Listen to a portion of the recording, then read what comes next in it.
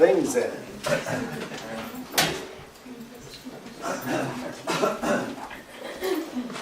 Let's see.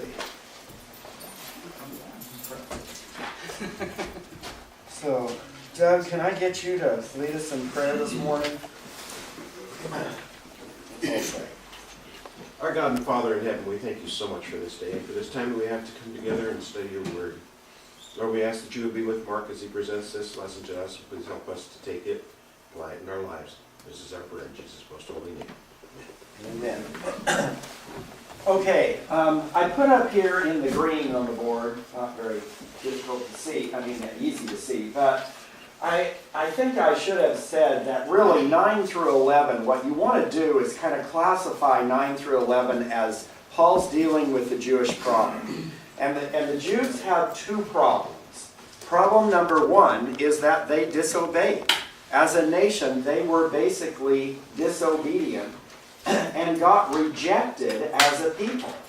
Problem number two is that they did not like God's choice in the matter. They were not really excited about what he was choosing from the beginning. So Paul begins to deal with that in chapter 9. And in chapter 9, he starts off by saying that he has great sorrow, unceasing grief in his heart. He wants his brothers, the Israelites, those of the flesh, to come to God. Okay? But he talks about God's choices in this matter here, and he's going to continue talking about that as he goes through. So I put down just 4 basic thoughts. I really didn't put scriptures next to them this time because I thought that it would be better if we just looked at some thoughts that Paul brings out in chapter 10. Number 1, the Jews did really seek God, okay? Especially after the captivity. All right, before the captivity, I don't know whether you could really say they sought God too much. They were so obstinate, rebellious, and everything else that they just basically got themselves into trouble with idolatry. But when they came back from captivity, they did seek God, okay? But they didn't do it correctly, okay? Secondly, their incorrect way of seeking him was to establish righteousness by the law. Thirdly, that righteousness, God's righteousness, is by faith, which they're struggling with right now. And that, that's a God's choice. That's not anything but God's choice. His righteousness is going to be determined by faith and not through law. Now that's a good choice for us. I don't know why the Israelites didn't figure that out, because you can't keep the law perfectly. All right? So God's righteousness is by faith, which the Jews as a whole rejected. And then finally, the rejection of Israel and the acceptance of foreign nations was always prophesied. And Paul is going to reel off some passages that will help them know that this is the way it was supposed to be. That God always had a choice to bring in, and a plan through his choice to bring in other nations. And he used Israel for that purpose. And if they didn't like that, his answer to them was, in chapter 9, you're the clay, and he's the potter, and he gets to make you for his purpose. Now, he never did anything for their evil. He did everything for their good. That wasn't the problem at all. He did everything for their good. But the point that the Israelites had to come to understand is that their disobedience and kind of stiff-necked rebellion against this caused them so many problems, but God had a way of even dealing with that. Even with that, he could make a choice to bring about the Christ, bring about a judgment upon them as a people, and still save a remnant. Okay, now let me say that again. Even with Israel's overall rejection of God and Jesus as the Messiah, God could still bring about the Messiah through this people because he is sovereign and God. he could still bring about his ultimate plan of bringing in the foreign nations. He could still punish the Jews for their rebellion and basically displace them out of the land and their heritage. And he could save a remnant of the people all at the same time. He's amazing. And so that's what I think everyone needs to see in Romans the 10th chapter here. Good morning to everybody again. I know it was a little hard for everybody to get up this morning. Amy, were you here really early this morning? She got here at 8, so she set her clock 2 hours ahead. He's running too. Oh, I'm so glad you guys got here. I wish that was the Canyon Church's problem, getting here too early. Okay, so let's begin now in chapter 10. And we're continuing on with the Jewish problem here, right in the middle of it. And once again, Paul says, hey, he is really wanting his people to seek God and find God. But what is their problem? What is the major problem with the Jews in seeking God? What were they attempting to do in their process of going to God? In their movement toward God, what were they attempting to do? Rusty? Self-righteousness or attempting to gain salvation through their own works. Okay. All right. They attempted to establish a system of righteousness. So, you know what, guys? They attempted to provide their own theology. That's really what they tried to do. And is that unusual for man to do that? No. Oh no. Cain tried to do it from the beginning. Yeah, Cain looked at God and said, I'm not going to give an animal sacrifice. I'm going to give this kind of sacrifice. And that's what I'm going to do. Okay? The Jews just didn't either because they didn't want to, and I think that's it. They didn't want to accept God's way of finding righteousness in their life. They wanted to establish it by the law. Now, you might say, why would they be so foolish? Look what he says here. They have a zeal for God in verse 2, but not according to knowledge. For not knowing about God's righteousness and seeking to establish their own, they did not subject themselves to the righteousness of God. Why wouldn't they? Well, I think the next verse helps us understand that. For Christ is the end of the law for righteousness to everyone who believes. You see, they were looking for a Messiah, right? But you tell me, from your understanding of the New Testament, what was the profile of the Messiah that the Jews really wanted to see? What kind of Messiah did they want? And since they got the one that they got, it was a problem for them. Okay, but what were they looking for? Just throw out some ideas. The exact opposite in almost every way that Jesus was. Okay, Well, so conqueror of Rome. conqueror, deliverer from Rome. They wanted an earthly king. They wanted somebody right here. Right here, right now, On a earthly throne. king. Okay. Somebody just like David. Somebody like David. He's going to go out there, lead them into battle, span the borders of the empire, and certainly get rid of this Roman rule, this Gentile, heathen Roman rule over them.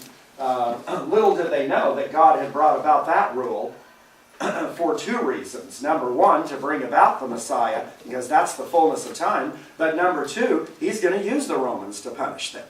He's going to place his punishment that was prophesied in Daniel upon them by the Romans. Okay? So, Christ doesn't fit the model for them. And so, when these preachers, teachers, these apostles, when Jesus, especially even the Apostle Paul, who used to be one of them, goes around teaching that Christ is the end of the law, that he's the fulfillment of the law, that he's real, that this is what God always wanted to do, man, you either had two choices as a Jew, basically. You were just going to rear back and want to follow that Apostle Paul everywhere you could and make his life miserable, because that man is a heretic. He's a false teacher. Or you were just disarmed at that moment, and all of a sudden you said, everything that I thought before was incorrect. This is incorrect. I had a model problem here. I had a paradigm problem here. And this guy is now speaking to me. And so there were few that did that. Now he's going to mention those few later on in chapter 11. Because he's going to ask the question, did they all fall away? Was there no one that was saved? No, he's going to talk about that remnant that was prophesied. All right, Felicia. What I found interesting was, I kept thinking, why doesn't he give them more and more evidence that Jesus was the Messiah? And I came to the conclusion they already had it. They knew, they couldn't deny the resurrection. They knew it. But it was what they did with it.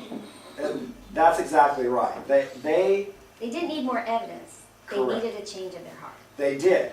And so what does he attempt to do in chapter 10? Why does he reel off so many prophecies? It's not about Jesus as the Messiah. What's the main point of all of those prophecies that he's reeling off? All right, fulfillment, but I think the more, point is the problem is your heart. Yeah. You see, you guys have to understand that even the prophets told you that this was going to happen. But you didn't see it. You didn't want to see that part. You only saw what you wanted to see. And so you don't come to the conclusion that God really is going to bring about a destruction of this nation. I mean, folks, that would be hard for us to take as Americans, and we don't even believe that, I don't believe that this country is in any way connected to God's overall plan for Christianity. You know, there might have been some things that may have been in that, but just think about if somebody were to come and say to you, now this was always God's plan, to raise up the United States of America to a world power for a particular reason, and now he's ready to punish, and you are going to lose your nation, your sovereignty, and everything else. Well, that's going to be pretty hard to take. Along with the fact that everything that we thought we were going to be as a nation is now going to be taken away from us. That was hard for a Jew to realize and to accept. Okay, questions? Yeah. What's interesting to me is us living by faith and them living by faith, and then us believing in a God. You know, it's kind of hard to comprehend that God is so sovereign that he's taking care of everything all the time. Comprehending that is like, I still don't get even talking about it. It's like God's able to do that. Right. And then his deliverance of what it is to live by faith is like, you know, it's kind of like, that's amazing that he's able to take care of us, provide for us, mold our character by just believing in him. And that's the truth. That's it. And so the fulfillment of prophecies, you know, we have to believe that he's making it evident to us. And we need to believe that. And we don't. We struggle with it. Okay. And so we've looked at these two questions, really. What was Israel's central problem in relation to messianic promises, and how is Christ the end of the law for righteousness? You know, because obviously what Christ does on the cross is what no man could ever do and do it right. I could give my life for other people. Lots of people have given their lives for other people. Like, it doesn't make anybody's sins go away, though. No, you give your life for somebody else and they live for a little while longer in this life. And then they die too. Okay, that's so different for what Christ did. So he's the end of the law, because what he does is he fulfills, now understand this, he fulfills completely the requirement of the law. That one be perfect, that one be sinless, that one keep the law absolutely perfectly. And he does that. Okay. So, see, for the Jew, they wanted a political individual, and what do they get? They get this moral, holy person who comes and is very, very humble, and he does miracles only to prove that basically you guys need to listen to me, and they don't want to listen to him. So the miracles are just shoved aside because I'm not listening to him because that doesn't fit my paradigm. It's not the spirit, not the flesh. Right. Exactly. Okay. So then Paul goes on here in chapter 10 to talk about, first he's going to talk about Moses. And I mentioned Leviticus 18:5 in here. And you guys were probably thinking, well, that verse was never really quoted in chapter 10. But the essence of it is. And did anybody find where the essence of that verse is mentioned in chapter 10? Oh, yeah, I looked it up, and it seemed like at the time Moses was telling the people that they need to live by the law. Okay. You know, and so it's really, in a way, it's kind of it's probably how, part of how the Pharisees and everybody got to the point where if I live by the law, now I'm righteous. They made that step. But basically, yeah, Moses was telling them, you need to live by the law. Okay, and so that's verse 5 here, and also verse 5 coincidentally in Leviticus 18. For Moses writes that a man who practices the righteousness which is based on the law shall live by that righteousness. Okay? All right, so he talks about that. All right? And by stating that, he then goes on to say, now look, this is what that righteousness says. Here's what it says. If you look at Moses in another part, Moses basically said to the people as he's delivering what does Deuteronomy mean? Second time. Yeah, the second giving of the law. Right before he dies, he's going to give them one more thing before they go into the land of Canaan, and he's going to die and not enter into the land. And so one of the things he says is, don't say in your heart that it is too far away. The word of the Lord is too far away. It's too mysterious. We can't find it. Why, we have to go to heaven to find it. Or we'll have to dive into the sea, into the abyss to get it. That's what we're going to have to do. And it's kind of amazing here because what he says is, Moses tells you that the word is near you. It's right there. It's in front of your face. You don't have to bring down the Messiah to hear the word. Okay? And you don't have to go into the abyss and bring up the Messiah to hear the word. That's not the case, he says. You don't ever say that, because that righteousness that's based upon faith says this, that you don't have to do that, and you, verse 9, basically, that this is the righteousness by faith, that you're going to confess that Jesus is Lord, you're going to believe in your heart that God raised him from the dead, you're going to be saved on the basis of this whole thing of obedient faith that he talked about in all of this book. And then he says, for whoever believes in him will not be disappointed. All right. And that's a messianic prophecy. Whoever decides to believe in him is not going to be disappointed. So,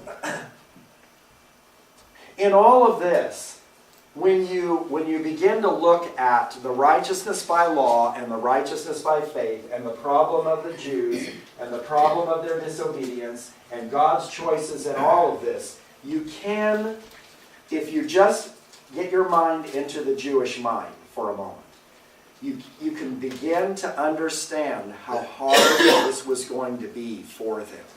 And why Paul spends so much ink, so to speak, to help them through this problem. Because he's got a heart for them. And he wants them saved. Now when Paul went into a synagogue, wherever he went to preach and teach, how did he try to convince the Jews that Jesus was the Messiah? What basic book did he use? I'm not saying that question. No, ask that question again. Okay, what did Paul use in order to prove that Jesus is the Messiah? The old law. He used the old law, right. I'm sorry, I didn't say that right. He used the Old Testament, okay? So he's reeling off passages and passages to the Jews, helping them understand that the one that that just a few years before that they killed, and they all knew about it. Why did they all know about it? What was going on in Jerusalem at the time of Jesus' death? Passover. This is Passover, folks. Okay? Even if they couldn't go to that Passover, they're going to hear about the Jews in their town when those Jews came back. That a major event occurred. All right? And that there was the death of this prophet, or the death of this one that claimed to be the Messiah. And the leaders took him and all this. So whenever Paul goes out, by stating, here's the fact, by stating that the one that you killed is the Messiah, do you understand how that's a stumbling block? Yeah. See, so he's the cornerstone of that was choice, that the builders wanted to use, that God as the builder of the new kingdom age wants to use. And what do the Jews do? They come and they're offended by this. They're offended by the one who was supposed to be. And so he says here, the scripture in verse 11 says, whoever believes in him will not be disappointed. Because the opposite is true. That those that disbelieved, they were sorely disappointed. They were disappointed in every part of it. The guy can't be the Messiah. God can't dispossess his people. God can't punish us and take away our heritage. He can't. They just keep saying that. And they don't get it. That God is going to do it. Yes. How much was a typical Jewish synagogue similar to the Catholic Church before the printing press? Where you had the masses who understood something because that's how they were told. They didn't have original thinking, it was just the way the leadership told you, well, okay, well that's how it is. So when Paul comes in and says, no, this is what this means, I can understand the leadership going, you can't listen to him, but then I can understand that your average person that's always been told something going, what? Well, I think there was a problem with that, and I think part of the problem is because not every Jew was going to be literate during that time, and so they were going to teach them, and the scribes and the Pharisees were honored as those who knew the law and could explain the law to them.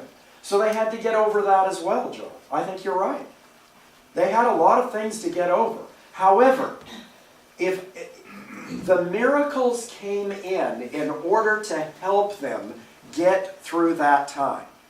And that's what Peter says on the day of Pentecost. This is a man attested to you by signs and miracles, and he's raised from the dead, of which all of us are witnesses. And that's an amazing thing. Peter could have been debunked right then.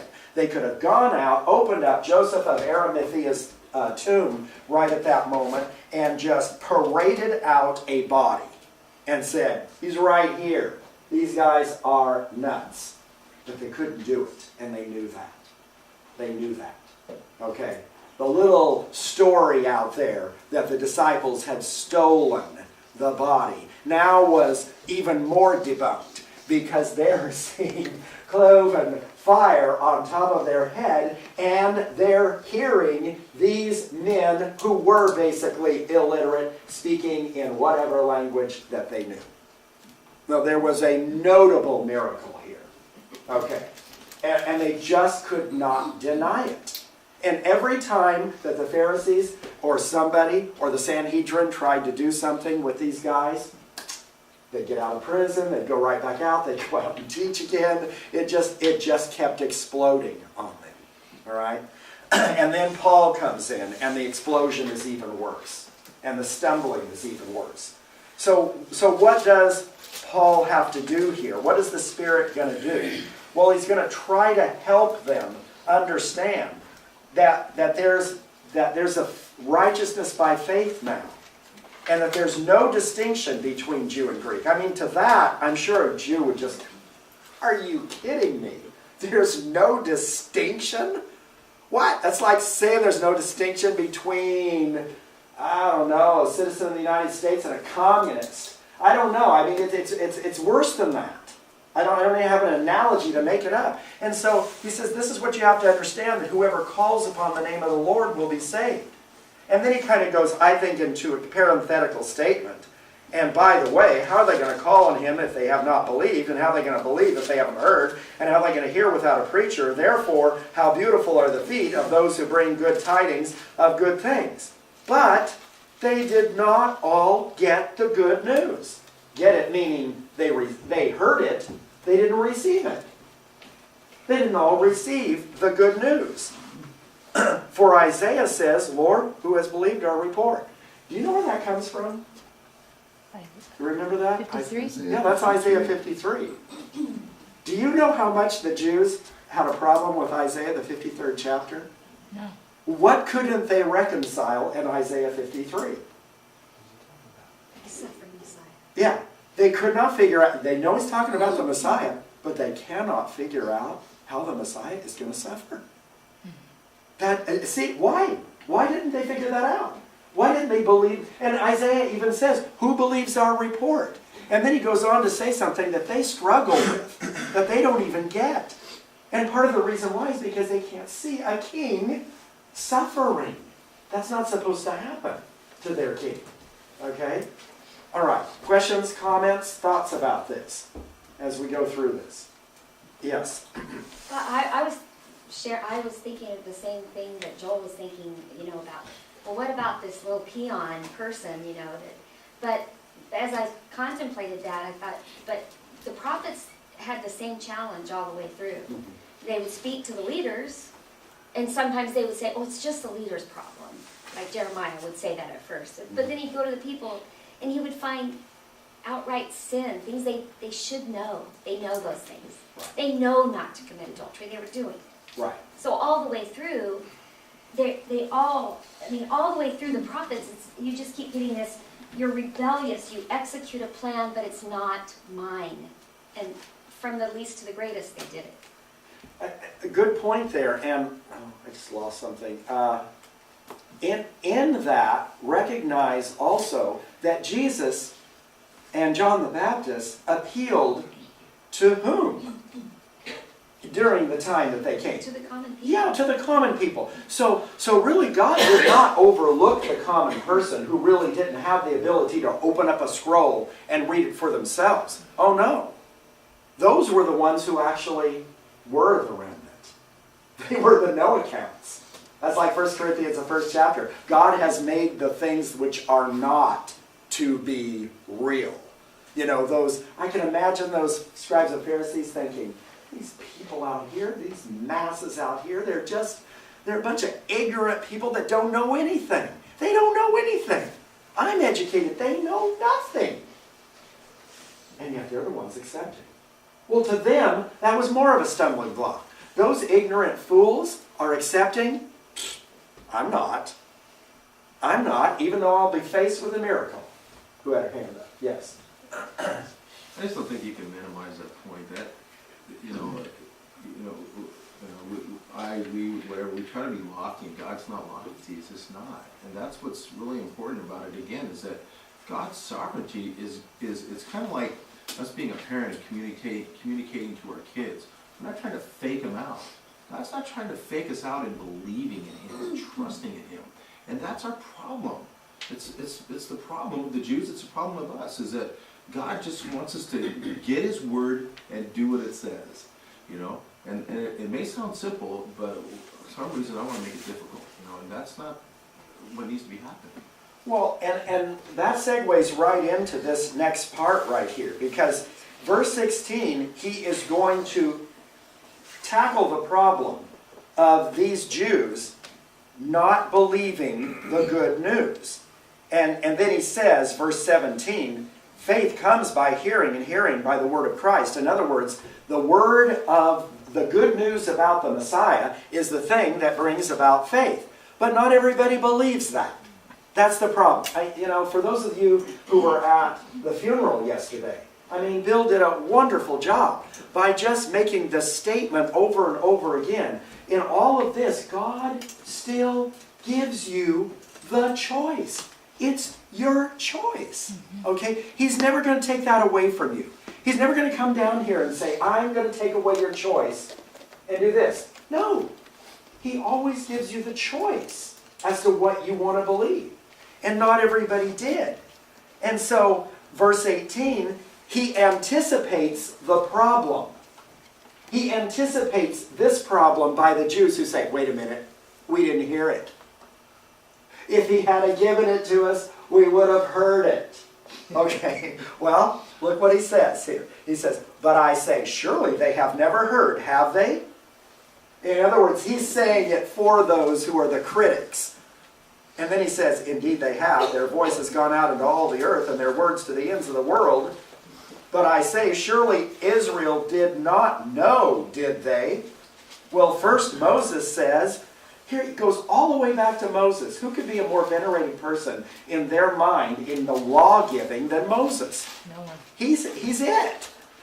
He said, do you guys not realize that God said through Moses that if you don't obey him, that he would make you jealous by a foreign nation? He said that. I could just see those Jews going, yeah, he did. I could just see it. I could just see it. Yeah, he really did.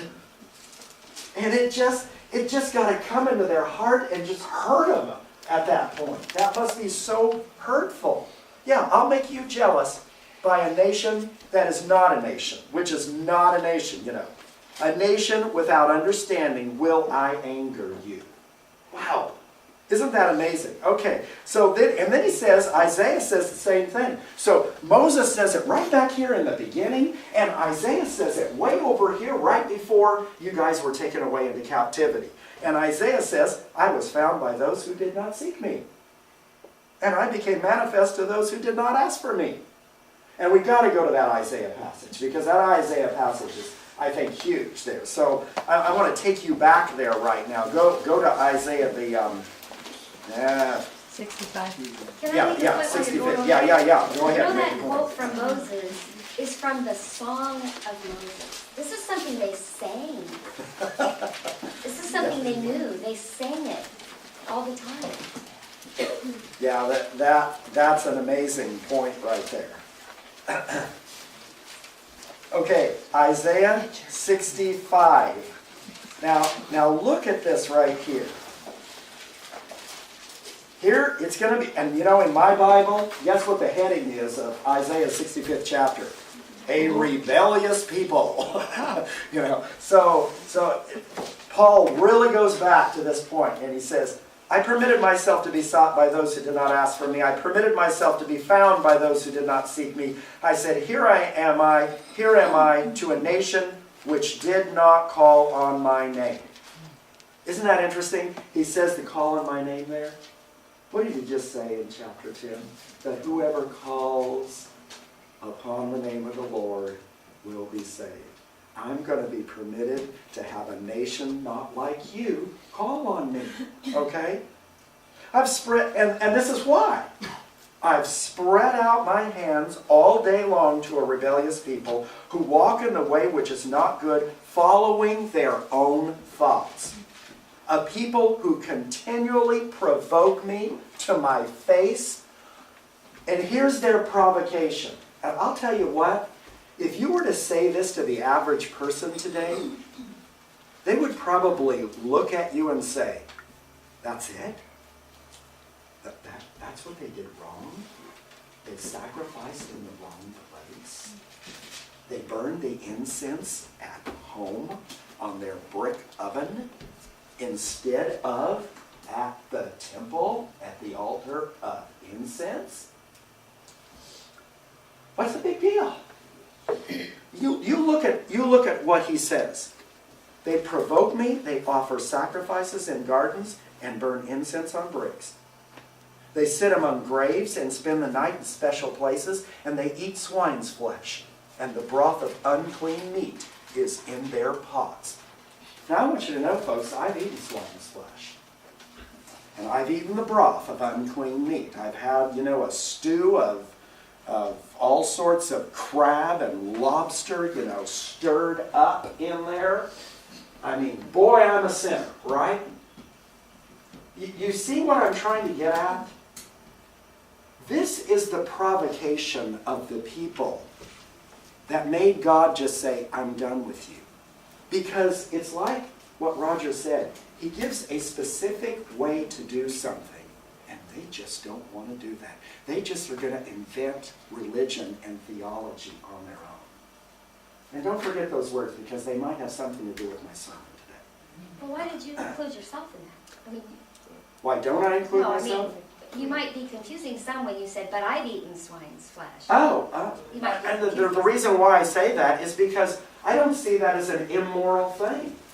And I would guess that it's not immorality, is it? But what is it? It's concocting my own theology.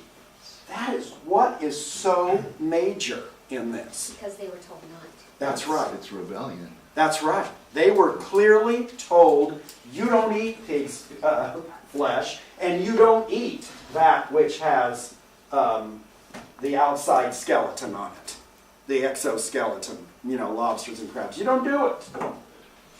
And that's what they did, And so this is why God is just done with the people, because they create their own theology and they won't obey Him. I didn't make that clear there. I just want to make sure that I was assuming you guys recognized that eating pig by a Jew was an unclean meat. Okay? All right. Yes, Roger. I have an application that I do to myself, and I think I'm close here, is that in the book of Revelation it says about losing your first love. And I apply this way, is when I came to Jesus Christ, I read the Word and I did what the Word said. And that establishes God's righteousness in me. But when I don't do what God wants me to do, I'm establishing my own righteousness. And that's the problem. Amen. That's the problem. God is creating in us what He wants us to be in character. And when we want to tweak it or bend it or think it or don't obey, it's something else than He desires.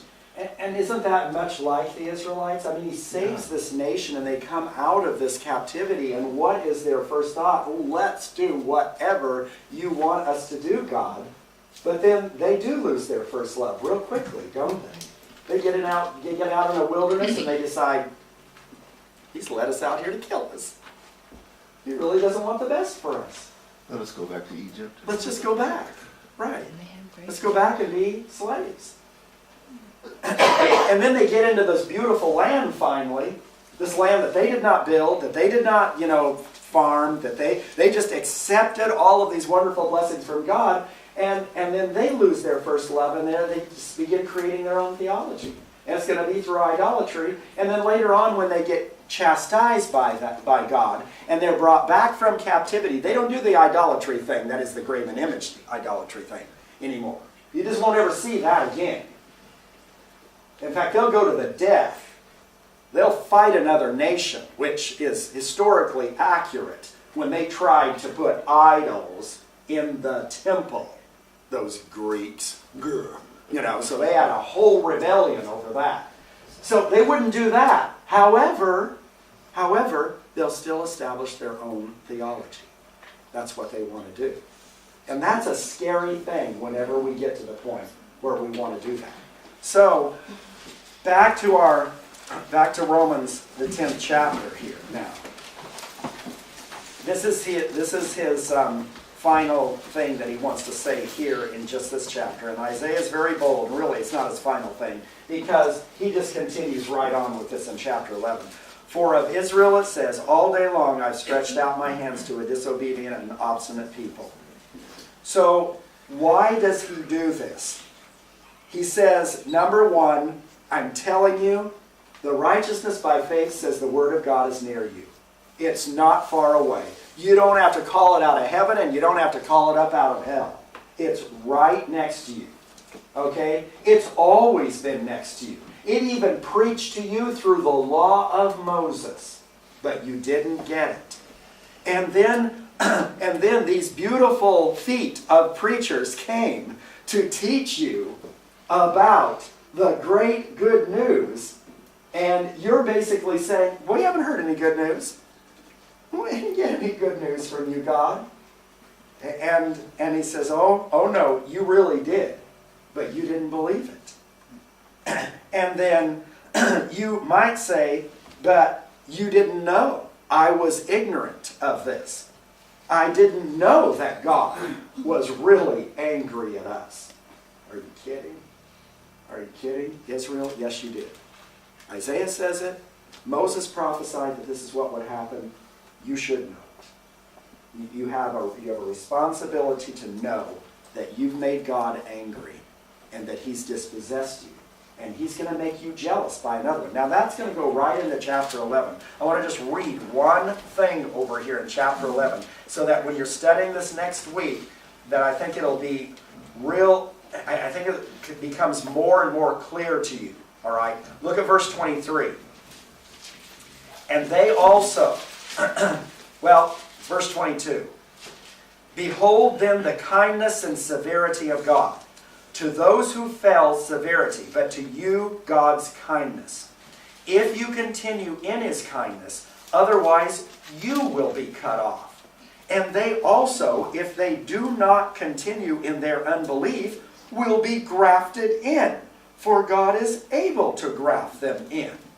For if you were cut off from what, for if you were cut off from what is by nature a wild olive tree, and were grafted contrary to nature into a cultivated olive tree, how much more will these, who are the natural branches, be grafted into their own olive tree?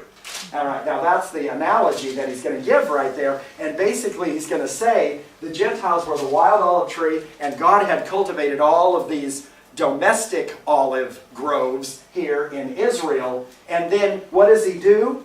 To make them jealous, he cuts off many of those branches in his own olive grove, the domestic one, and cuts off some over here. Because they understood how to graft in. And some of these wild olives he puts over here. But he says, now let me tell you something. Don't think for a moment, Gentiles, that he couldn't graft back in one that was of the natural tree. In fact, wouldn't it take even easier? Why, certainly it would. God's able to do that. So all this analogy that you're going to see next week about this cultivated grove of olives and this wild olive thing is still talking about the Jewish problem and how they were cut off for a while in order for the grafting in of the Gentiles to come. Okay? All right, we'll discuss that more next week. Okay, guys. Chapter 11 next week. What a great book. What a great book.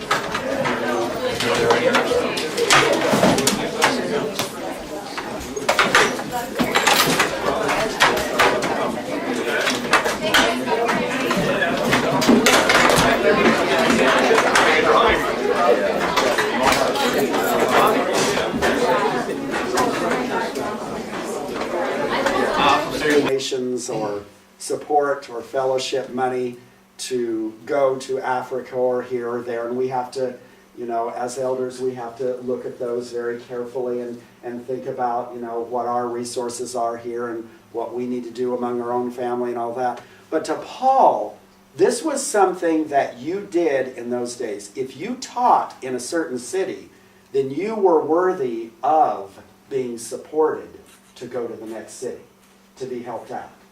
And so he says, even with Phoebe, when she went there, he expected them to sacrifice and help her on her way, wherever she was going and whatever she was doing, because she was serving the church. And he's expecting to have that happen. So that brings a little bit more light to 2 John, where it says, if they do not bring the gospel of Jesus Christ, do not receive them into your home. And, you know, in other words, don't fellowship them and don't help them on their way. They're not preaching the gospel of Jesus Christ. That was an expectation of the early Christians to do so. Okay, and then finally the application on the second half here. Oh, I did want to mention this. There seems to be a little bit of concern on Paul's part in writing this letter about the Jew and Gentile issue, because he seems to go into great detail in helping them understand what God is doing right now to the Jews by hardening them, he says, which will bring in a grafting in of the Gentiles. He's going to cause the Jews to be jealous, and this was prophesied that he would do it. And then the Gentiles would be grafted in, and then there's going to be an opportunity for, quote, all Israel to be saved. Now, what that means, we will look at later on.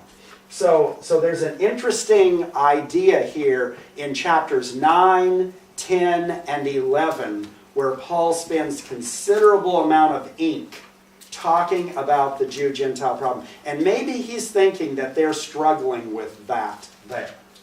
That there was maybe this. So it's possible that that was one of the reasons for the letter. But I just think the reason for the letter is for them to all understand that Paul's gospel is this. So that when he comes there, since he has no connection to them, with the exception of those that he's met, like Priscilla and Aquila, that when he comes to them, he will not have to sit down with them and say, here's my gospel. And they won't have to say, yeah, you know what you're talking about. When he gets there, he can go directly to work and they can support him. Do you know what is really sad, though? What does Paul say in 2 Timothy right before he dies? All have, Forsaken him. they've all deserted him. Somehow, some way, when he got back to Rome right before he died, the Christians in Rome were not doing a good job of helping him out. He was a marked man ready for death. I don't know whether they were so fearful that they didn't want to have any connection with him for fear that they were going to die because they knew a death sentence was on him. But that's kind of sad. That's pretty sad when he writes Timothy. He seems to be pretty much alone at that time. And he needs great encouragement. Well, right at the end, application. I think Romans is the most complete and transparent exposition of God's plan of salvation in all of Scripture. This is really what angels longed to look into, 1 Peter 1:12. Remember when it talks about that, about the mystery of God that was hidden for ages, that angels longed to look into, Peter says? Well, this is it. This is what they didn't know. How is God going to bring about the salvation of man? You see. And he's going to do it through his own son. And he's going to do it through a descendant of David. And so Romans mentions that, Paul mentions that at the beginning of chapter 1 there. It's also going to talk about how he can do this through the Jewish segment. In other words, what part did they truly play in all of this plan that God had for the salvation of mankind? So the application to us is huge. It's foundational. It is go to 1 Corinthians. I know I'm over time. Whoa, I'm sorry. Okay. I'm going to have a conscience like Tom did. There was a little timer over here that beeped at 9:45. But go over to 1 Corinthians, the second chapter right there. And verse 16, for who has known the mind of the Lord that he will instruct him? But we have the mind of Christ. The mind of Christ we have because it's been revealed. And the foundation of that is this letter in Romans. And this book really does then tell how God can take a sinful and fallen creation and bring him back.